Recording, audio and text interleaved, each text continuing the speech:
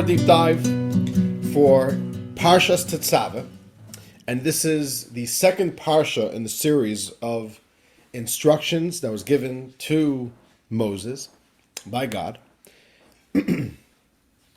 how to construct the tabernacle. How do you make the Beit HaMikdash? And there's a lot to it. There's all types of construction and moving parts and pieces, the furniture of the home.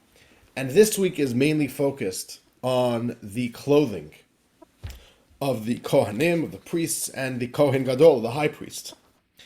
And it leads us to a very, very fascinating discussion. Like we always do in the Torah Deep Dive, we dive into one very specific issue. And we have something very, very specific and interesting over here. And let us begin. It's on page 2 in the handouts. And one of the vessels, one of the pieces of clothing that the high priest wore, he had a hat and he had a special gold plate that went on his forehead, went across his forehead, connected to his hat, which said, "Holy unto God," sacred unto God. How do you make it? And this takes a very, very interesting discussion we're going to come up with over here. So let's begin with the first text from this week's Parsha, Exodus 26, where the Torah speaks about how to make this. Okay. You shall make a head plate of pure gold, and you shall engrave upon it, engraved like a signet ring, sacred to God. You shall place it on a cord of turquoise wool, and it shall be next to the turban. It should be worn right near the front of the turban. It shall be on Aaron's forehead, and he shall bring forgiveness for errors in the sacred offerings that the children of Israel consecrate as holy gifts. It shall be always on his forehead to bring them favor before God. So this is one of the important pieces of clothing. Not really a clothing, it's an ornament, which the high priest had to wear, beginning with Aaron. That, again, it's a metal plate, a gold plate that is tied down to the head, and it says, sacred unto God. Now, how exactly was sacred to God written? So let's go to the Talmud. Source number 2. Talmud Tractate Shabbat. It was taught, the head plate is like a smooth plate of gold. Its width is 2 finger breadths, which means literally 2 fingers, put them side by side. That's the height of it. Mm-hmm. And it circles the forehead from ear to ear. It reads, sacred to God, in 2 lines. The first one is Yud and Hey, God's name, on the upper line. And then Kodesh Lamed, sacred to, on the second line, in deference to God's name. This actually spelled backwards. The first word, Kodesh, is on the second line. Kodesh La is on the second line, and then Hashem on the first line. So it says God, sacred to. 2 lines, because nothing should be on top of God's name. So you got to read it from bottom up. Okay, but then comes along Rabbi Eliezer ben Rabbi Yossi, and he says, I saw it in Rome, and it had sacred to God written on 1 line. This is the Talmud. The sages come with their tradition and say that it was taught that the way we do it is in 2 lines in this specific way. But Rabbi Eliezer says, I went to Rome, I toured Rome, and what did I see? I saw it. And it had it on 1 line. So which one is it?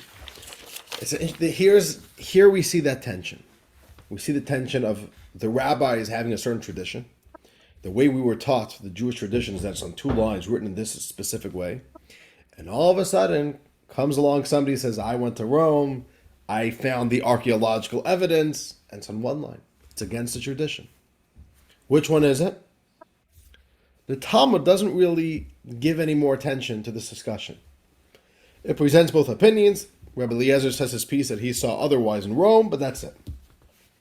But Maimonides, how does Maimonides give us the ruling? On page 3, source 3.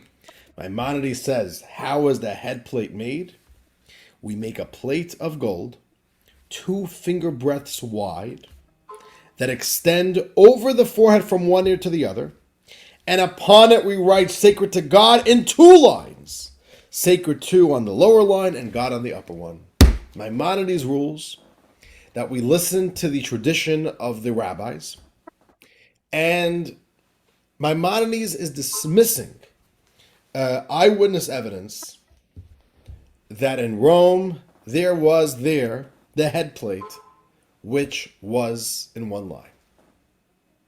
And here we're starting to see this drama, this tension. Why? What is making Maimonides be so dismissive? If they actually found the artifact in Rome, why isn't that good enough proof to override the tradition that the rabbis heard? Maybe they have the wrong tradition. It seems we have evidence, we have archaeological evidence. So let's read this next text. And so there's a lot to think about over here. This is from the Meiri. Meiri, his name was Rabbi Menachem Meiri. He was an Italian. He was an Italian sage in the 13th century, if I'm not mistaken. Actually, in Catalan, is that how you pronounce it? Catalonia, whatever it is, which is southern Italy, northern Italy, something like that. One area of Italy. That's where the Meiri was, and he explains to us why are the sages dismissing the eyewitness account of Rabbi Eliezer. He says like this: although one of the greatest sages testified that he saw it in Rome written with 1 line, the sages did not change their opinion, even in the face of eyewitness testimony. So he doesn't give us any reasoning yet, but he at least gives us the facts. Sages don't change opinions based on eyewitness testimony if the tradition differs. If tradition says something, that's what we go with. Which of course makes us wonder, come on, let's be a little bit rational about this. You have a tradition, I respect your tradition. But why would the rabbis not change their opinion when there is eyewitness testimony that they saw the artifact and it's not it? It's not the way they have the tradition. It's not the way they understand it. Is it just some fundamentalism over here? Like, we don't care about science. We don't care about... I seem to recall recently, I don't know, I seem to recall recently, but I don't know where, that they wouldn't change their opinion upon something because they didn't want to denigrate the sages that came before them. Oh, so it could be that we just don't want to denigrate the sages that came before us, even though the facts say otherwise. But what do you do with the facts? The facts are the facts, We've got a problem here. The facts are not fitting the narrative. It's like they say, don't confuse me with the facts. So what do you do with that? So the Rebbe explains the logic. Could there have been 2 different artifacts? Oh, there we go. There you go. Maybe it was a different one. Maybe it was a copy. Maybe it was... All of a sudden we realize something very interesting. In our world, we are used to the idea that you read an article, that the scientists have made a discovery, archeologists have made a discovery, and we take it as fact. They found this, they tell us what it is, now it's fact. But the real truth is, any good scientist knows, and any good archaeologist knows, that even when you find artifacts, there's a lot of conjecture. There's a lot of connecting the dots. There's a lot of filling in gaps. And on the one hand, that's what makes science science. We're trying to create good theories. What's the best running theory for what we've discovered here? But at the same time, what that does leave us with is that we don't actually have full clarity on what exactly this is and what exactly it tells us. How did this get here? Who put it here? And the Rebbe is going to show us that actually it is very rational what the sages did. That if they have a tradition that they received from teacher to student going all the way back from Moses, and it's never been changed as tradition, this has been the tradition of the Jewish people forever, finding an artifact is not strong enough to refute the tradition. So let's read what the Rebbe says, and it's actually it's very interesting how there's actually a strong logic to this argument. Page 4 says the Rebbe. This week's Torah portion, okay, we'll have a little bit of a recap. This week's Torah portion states, "You shall make a head plate of pure gold, and you shall engrave upon it, engraved like a signet ring, sacred to God." The Talmud records a discussion about how the words "sacred to God" were written. The head plate is like a plate of gold, says the Talmud, and it contains 2 lines. The first line has God's name, and the second line read "sacred to." All right, Rashi explains that God's name was placed on the upper line, and the words "sacred to" on the lower line, so that no word would be placed above God's name. All right, Talmud continues. Rabbi Eliezer ben Rabbi Yossi said, "I saw it in Rome, and it had 'sacred to God' written on one line." Comes along Maimonides. Maimonides ratifies the law. Maimonides writes, "Upon it we write, 'sacred to God' in 2 lines. 'Sacred to' on the lower line, and God on the upper one. If the words were written on one line, it is still valid," says Maimonides. And there were times when they were written on one line. So Maimonides does indeed say, which is maybe what you just said, Kerry, that maybe it was a different one. Which means ideally they're supposed to be written on 2 lines. Sometimes it was written on one line. If it's written in one line, says Maimonides, it does not make this head plate not kosher. It's still kosher. It's still usable. It's still valid. Okay, and then the Meiri writes that although one of the greatest sages testified that he saw it in Rome, written with one line, the sages did not change their opinion, even in the face of eyewitness testimony. Okay, so now comments the Rebbe. In this debate about the writing on the head plate, we see something fascinating. Despite the testimony of Rabbi Eliezer, "I saw it in Rome, and 'sacred to God' was written in one line," Maimonides still rules according to the first opinion, that it should be written in 2 lines. It's very interesting because Maimonides, they say Maimonides was a big rationalist. Maimonides was a philosopher. He understood the sciences. He was a doctor. He had a lot of understanding of the sciences of the world. And he had a lot of respect for them. He studied them. He knew them. So it's interesting that Maimonides is the one who's adamant to reject the findings of Rabbi Eliezer, archaeological hard evidence, and he says, no, tradition wins. So the Rebbe continues. How do we understand this?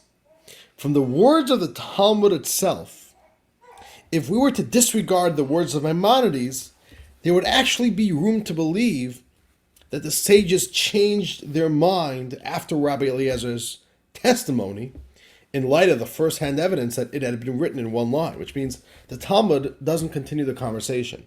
So we actually, from the Talmud itself, it could be unclear what the conclusion was. Did the sages accept what Rabbi Eliezer reported to them? But Maimonides chose to follow their initial ruling, which demonstrates that they did not change their opinion after Rabbi Eliezer's testimony, and they remained convinced that it is to be written with 2 lines. So why did the sages totally disregard Rabbi Eliezer's eyewitness account? Continues the Rebbe, page 5. This is also confirmed by the Meiri, who wrote that the sages did not change their opinion even in the face of eyewitness testimony. Why not? Here we go. The reason the sages rejected the evidence is because they had a tradition passed down through the generations that sacred to God was written in 2 lines.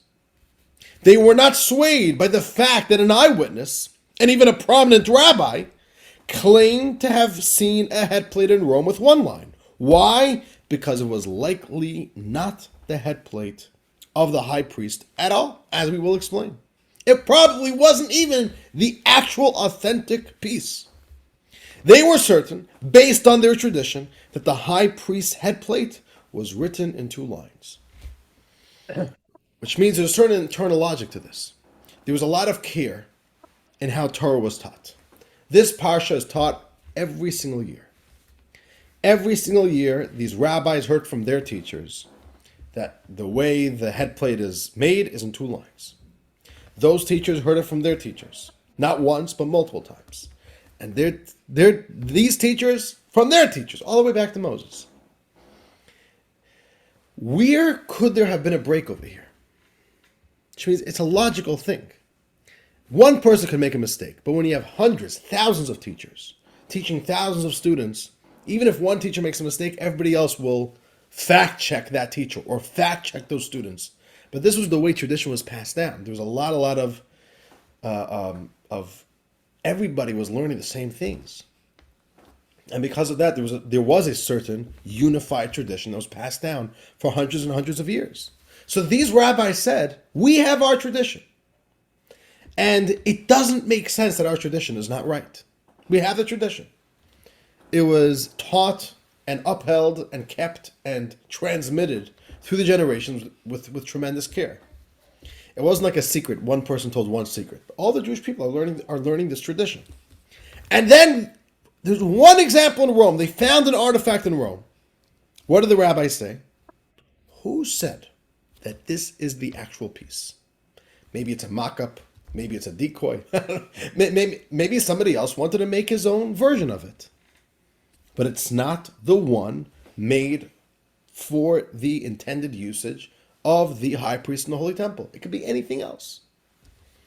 Continues the Rebbe. In other words, in the absence of a clear tradition about the style of the headplate, if we wouldn't know what it looked like, then there would be room to accept eyewitness evidence to determine how it was written. If we don't know, then if we actually do find something in Rome, then it's good proof.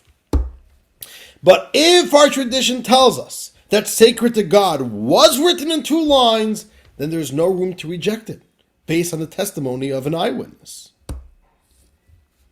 Clearly, he did not see the headplate described in the Torah, but rather a different headplate entirely. But the Rebbe says, however, Rabbi Eliezer himself believed that it was written in 1 line because he had not heard the above-mentioned tradition from his teachers. This happened a lot. Sometimes a specific teacher did not have a certain tradition. Teachers can't make things up. If the teacher didn't have a tradition, he didn't tell the students a tradition. So that very often happened that somebody would say, I don't have a tradition about this law. I didn't hear about it. And other Torah scholars would say, well, I do have a tradition. My teachers did tell me about this. And this was one of the ways how Torah teachings was corroborated and the tradition was passed on. So Rabbi Eliezer saw it, so he thought it was 1 line. He saw the evidence, and he didn't have a tradition otherwise. But the other rabbis said, no, we have a tradition, and if you saw otherwise, then we could come up with 1,000 different theories. How an inauthentic headplate arrived in Rome. Now, you may say, come on, you're grabbing for straws. Rabbi Eliezer sees a headplate in Rome, and he tells me, it's not the real thing. The Rebbe says, no, that's actually a very highly plausible theory. Why? Let's read. The possibility that Rabbi Eliezer saw a different headplate is actually highly plausible. Being a golden adornment, it is very likely that other people fashioned similar ones as personal jewelry. And that wouldn't transgress the prohibition to create a replica of the temple. This is fascinating. The Rebbe said, jewelry is always based on what's popular those days. It's very possible that those days, it was an idea. Like people made, you could buy like similar jewelry to what's out there. It was like a popular piece.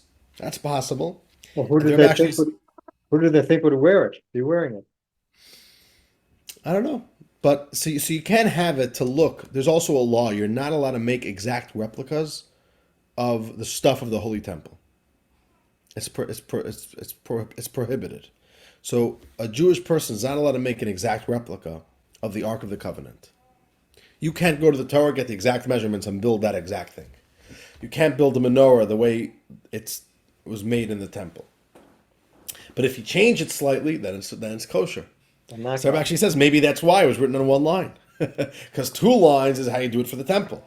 If you want to change it to make it kosher to make and kosher to wear, put it onto 1 line. So the Rebbe says, perhaps they wrote sacred to God on 1 line, unlike the headplate of the temple. Right there, that's why. Also, another thing, it's also possible that even non-Jews fashioned headplates for their own deities. And we see the Rebbe says non-Jews actually valued the temple and its vessels as well, as evident from the Purim story, from the fact that Achashverosh, the king, himself made use of them at his feast. We all know that there was all the nations of the world were enamored. They were by the beauty of the temple, and why would anyone tell them how to fashion it? If a non-Jew made it, of course it's going to be inaccurate.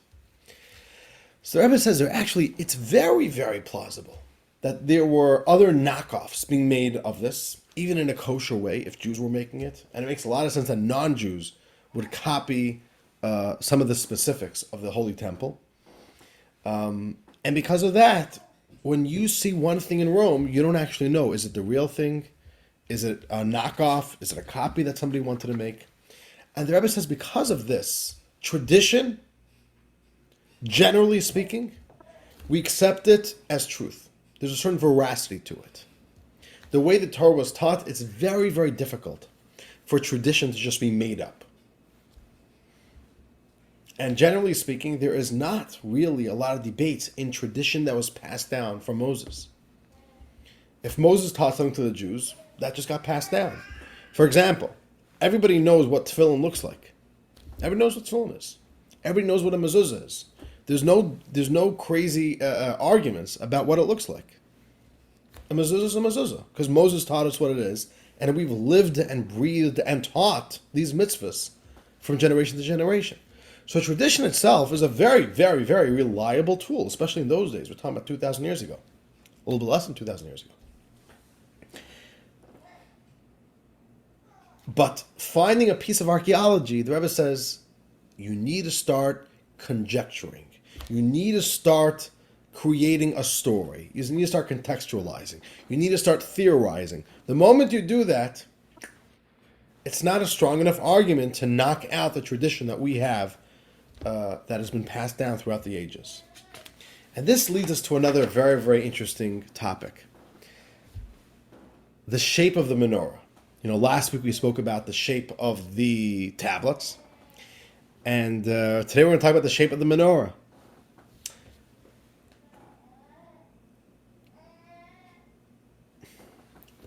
I'm going to share my screen here with you. And I just want to show this to you. Okay, so this is the Arch of Titus, the Arch of Titus.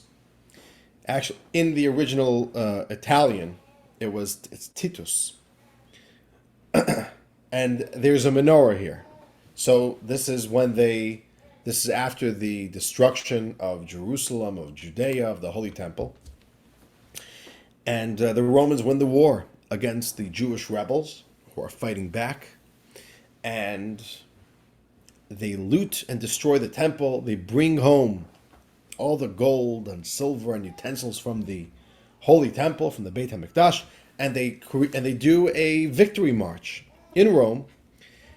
And they march down. The Jewish prisoners are forced to march down carrying the artifacts from Jerusalem. And then Titus commissions a arch, which amazingly still stands till today, with the images of this parade as the official celebration. And what do we see over here? We see that the menorah in the temple, as it is depicted on the Arch of Titus, is round branches. And because of this depiction of the round branches, Jews have become very accustomed to making the menorah with round branches. Generally, when a picture of a menorah is made, it's round branches. Right? I'll show you something else over here. Take a look at this. There was a professor who did a whole study. They went to the arch and they actually discovered remnants of paint on the arch, which tells us that originally the arch was filled in with color, which is true about all these Roman busts and marble statues. Today they're all white, but back in the day they were actually colored, but just they got faded with time. So they reconstructed what the arch looked like when it was originally made in color. So that's just an interesting thing. It was actually a Jewish professor who discovered this, and it began a whole field of study of trying to uncover what the original color is. You know, sometimes you could find a tiny, tiny little fragment of the original color there within the stone, within the marble. So very, very fascinating. Okay. So because of this, it seems there's evidence from that time period, from when the Romans got the menorah, evidence that this is what the menorah looked like, round branches. Let's take a look. Page 6. Let's take a look at the sources. Source 5. This is with the instruction of making the menorah in the temple. Make a candelabra out of pure gold. It shall be formed by hammering it, its base, stem, and decorative cups, spheres, and flowers must be hammered out of a single piece of gold.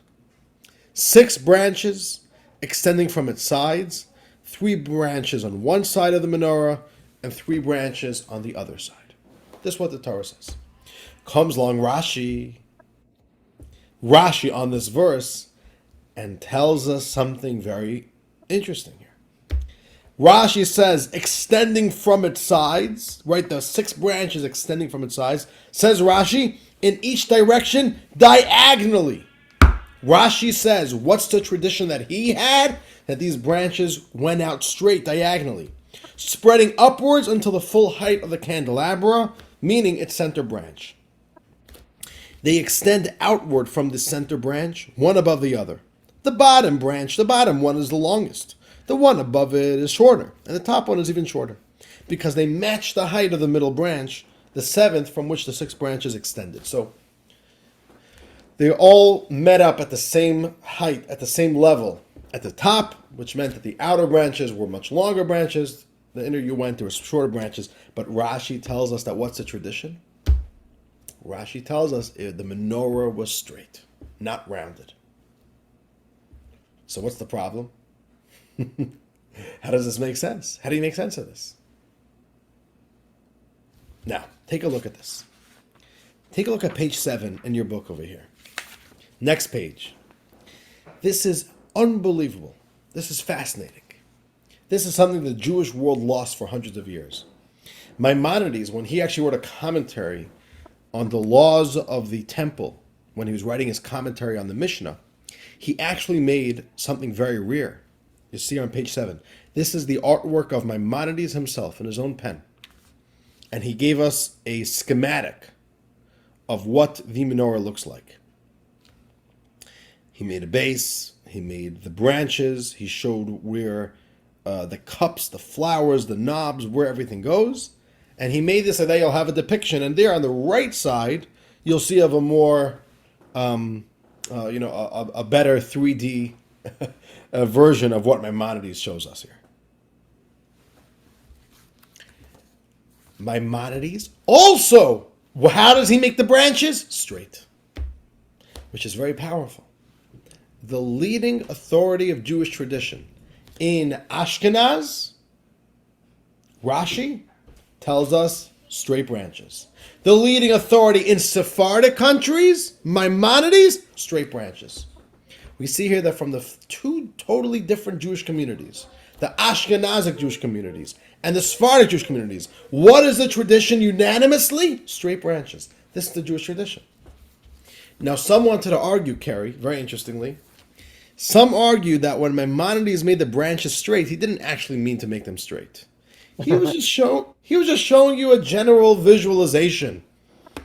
And you want Maimonides to start making it's very difficult to make good circles.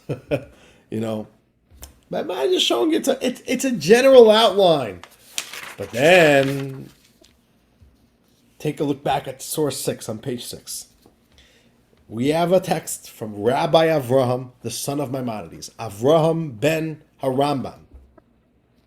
And he says, no, when my father made it straight, he meant it to be straight. Let's look at what Rabbi Avraham, the son of Maimonides, writes.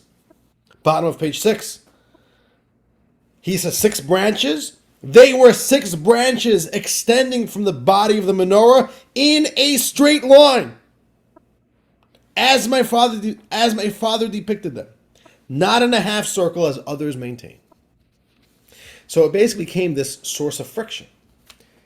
We have archaeological evidence, look at the Arch of Titus, that the menorah that they looted from the temple was round. So that's it, that's the proof. Comes Rashi and Maimonides, says no. They rejected that. They said, we have the tradition, it is straight. Maimonides and Rashi, each one individually. So once again, we have a certain tension here. So how do we make sense of this?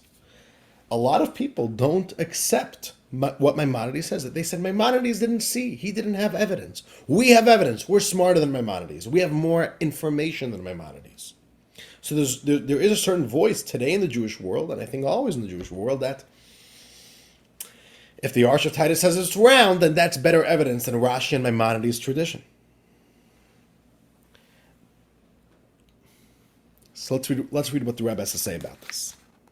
And I want to read with you two core texts that the Rebbe is going to reference in his argument why actually we should be a little bit more suspect. We should be a little bit more careful, a little bit more analytical before just jumping in and accepting what we see in the Arch of Titus. Two things that the Rebbe wants us to keep it, two sources, and then we'll read what the Rebbe says. Source number 7 from the Talmud. Shmuel says in the name of a certain elder that the height of the menorah was 18 handbreadths, the legs and the flowers were 3 handbreadths, and the next 2 handbreadths were bare. Next 2 handbreadths were bare, meaning that there was nothing on the bottom of the menorah.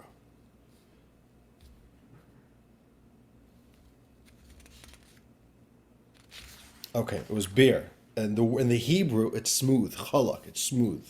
Nothing is there. That's from the Talmud, telling us what the menorah looked like.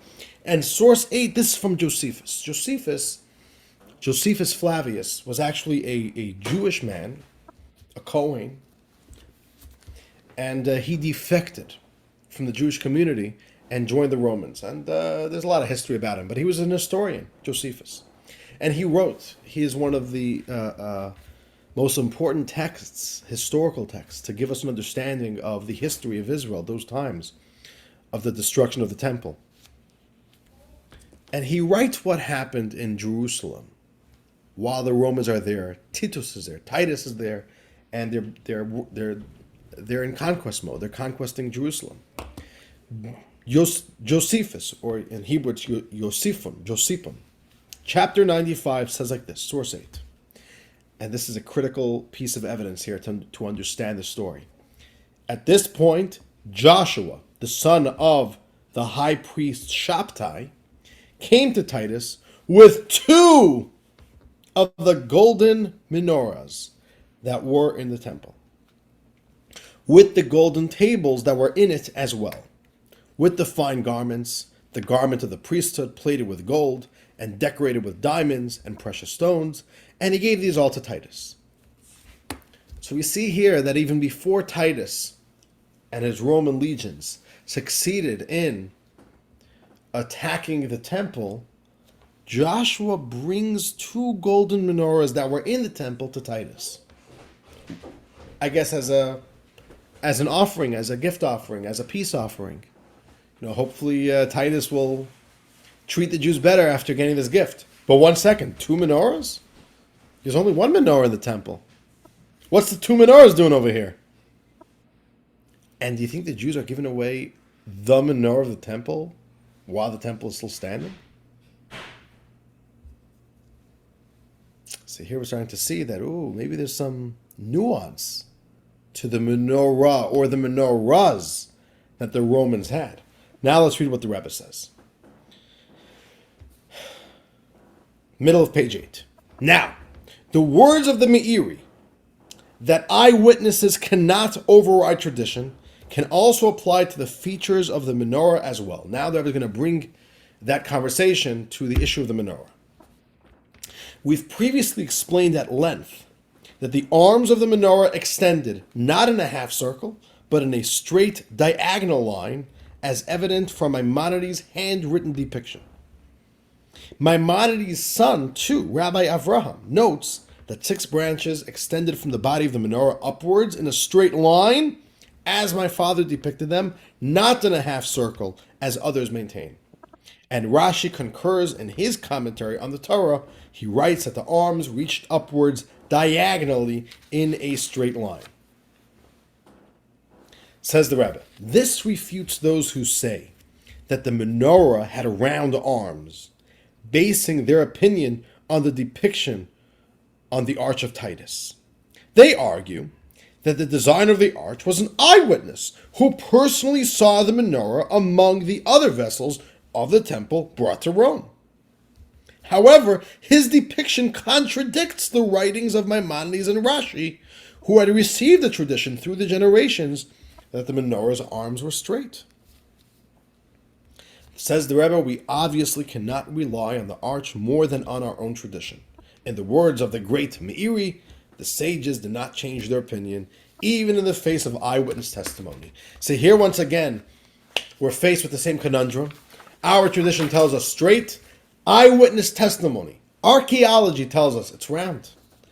But Meiri, the great sage Meiri, gave us the precedence. He told us explicitly, archaeological findings don't override tradition. And once again, this is a logically sound idea. This is not just religious fundamentalism. Okay, if our tradition says something, don't ask, we just believe it with faith. No, there's actually a lot of logic over here. Because, and this is what the Rebbe is going to do, the Rebbe is going to say, how do you know that this is actually the menorah of the temple? How do you know? And in fact, there's a lot of indicators that this is not the menorah. And the Rebbe is going to demonstrate this to us. So let's continue reading on page 9. This is especially true in light of the fact that many aspects of the menorah on the Arch of Titus contradict the description in the Talmud based on our tradition. If you look at the menorah, it actually does not fit the look of the menorah as the Talmud tells us. For example, the Talmud clearly states that the menorah had legs, but the image on the Arch of Titus depicts no such thing. So let me share this with you again. If you look at the Arch of Titus, you will see here that it is a flat bottom. You see that? The menorah on the bottom is a flat bottom. You see that in both of these, in both of the pictures here. There's no legs. According to the Talmud, there was a base, and then it was standing on a few specific stems, a few specific legs. We don't see that over here. So if you consider that, 1 second, that's a detail that's missing here from this menorah, which seems to indicate that it's not the same menorah. Okay, but the Rebbe says, okay, some have attempted to explain, some have argued that being dragged around, the menorah went through a lot of wear and tear, being moved all around the place. It was dragged around from Jerusalem to Rome, and during the victory procession itself, that its legs fell off. Okay, the Rebbe says that's indeed a nice explanation, but there are other differences as well. That's not the only one. Both in regard to the gold base of the menorah, the base of the menorah here is like an octagon shape, a pentagon shape, not sure exactly, but it's not the rounded shape that our tradition tells us it was. And with regard to the various illustrations, images of animals like a snake, the sun and the moon and so on, that are depicted on the menorah on the Arch of Titus, which totally contradict the biblical command that forbids the engraving of celestial bodies. So again, let me just share with you the screen over here. Again, take a look at this. At the base of the menorah, you'll see that on each of these little flat surfaces on this octagon, there's a snake, there's sun, there's the moon, there's a sea dragon, which was one of the Roman gods, one of the Roman deities. So this is not at all a Jewish depiction of the menorah. There's no way the menorah had these. Totally against, totally forbidden. So either this is not the menorah, this is some other menorah, or the artist made, he used a lot of artistic license, right? Artistic license, which means this is not at all accurate. Whichever way you go. You mean the artist who carved the arch? Right. The artist who made the arch. The Roman artist who made the arch was not following, he was just, he was basing it off the menorah. Freelancing. There's freelance. There you go. He was just, doing his own thing. Which, if so, what does that tell you? that tells you that 1 second. Then you can't trust it either way. So whichever way you want to argue this thing, it's definitely not a proof. You can't say that this is archaeological hard evidence of what it actually looked like. So says the Rebbe, clearly the image depicted on the Arch of Titus is not the menorah of the temple, being that it contradicts our tradition. Just doesn't make sense. So what is it then? It is probably the depiction of a similar menorah. And this is a very, very plausible argument. It is very likely that other individuals fashioned candelabras which somewhat resembled the temple menorah for purposes of decoration, etc., but were obviously not identical to the menorah in every detail. Same argument about different head plates appearing. Exactly. And I even think this argument is stronger about the menorah, because till today the menorah is a very a universal symbol of the Jewish people. So it makes sense that people were making menorahs. You could buy them in souvenir shops, and people would make, in general, people needed candelabras then. So make a candelabra with a Jewish look. But they obviously weren't making it perfect to fit the halachic Torah criteria of what the temple's menorah was meant to look like, because it was never meant to be that. So if so, it makes a lot of sense that the Romans were marching with the wrong menorah. What does a Roman know from the real menorah to another menorah? No, it's a gold menorah. What do they know? What do they care? Okay, and the Rebbe says, proof of the matter that there were many similar candelabras can be brought from Josephus. And if you look in the text, you'll actually see that indeed the Romans had more than just the one authentic menorah. Okay, the Rebbe says to preface, before we speak from Josephus, just a moment here, to preface, despite questions about Josephus' reliability, there's a big debate.